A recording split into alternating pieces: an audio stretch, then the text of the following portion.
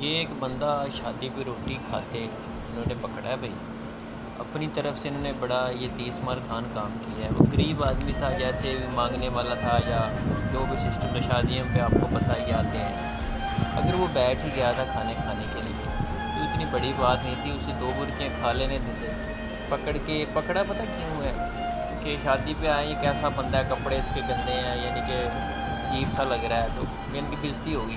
भाई इंसानियत भी कोई चीज़ होती है, जान नहीं देनी अल्लाह को। जिसने ये रिज़्क दिया है, अगर उसके रिज़्क में से वो खा लेगा हमारे।